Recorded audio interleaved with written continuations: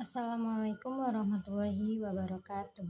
Perkenalkan, kami dari kelompok 11 beranggotakan Ayu Wulandari, Rahmat Aprian, dan Titi Widiawati.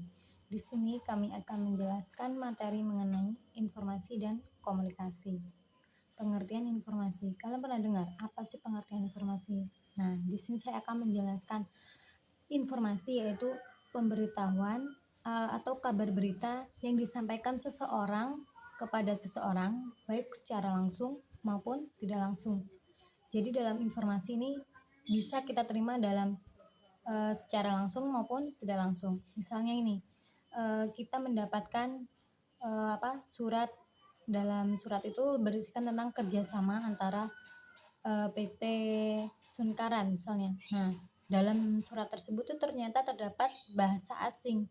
Nah, jika penerima pesan itu tidak mengetahui isi dalam surat kerjasama tersebut, berarti itu merupakan informasi yang kita dapat secara tidak langsung.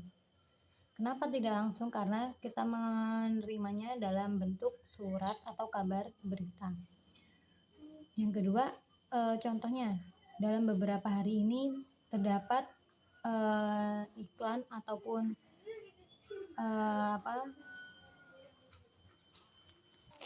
berita dalam TV mengenai kelangkaan minyak goreng diakibatkan sawit tidak berbuah gitu. Jadi itu merupakan informasi yang kita dapatkan dalam media TV.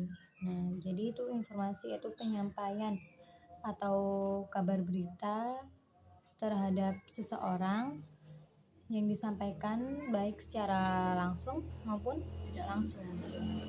Di sini saya akan membahas juga tentang komunikasi.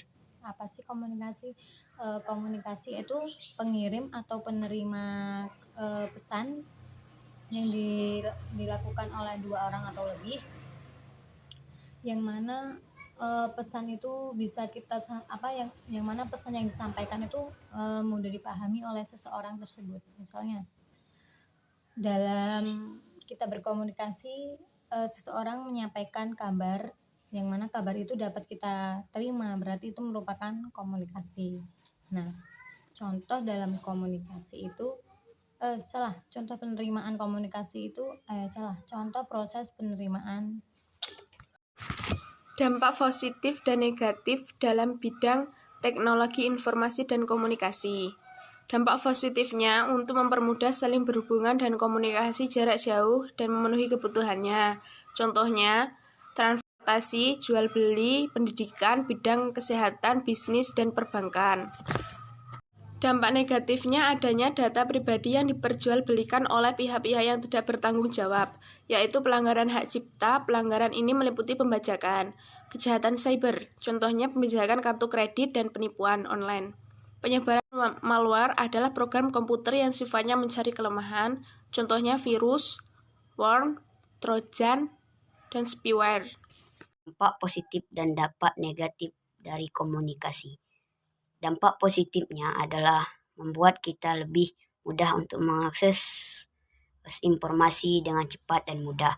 Dampak negatifnya adalah membuat seorang menjadi pemalas secara fisik dan banyak bertebaran konten-konten atau berita hoaks atau bohong. Dampak membuat seseorang menjadi terganggu dalam pekerjaannya.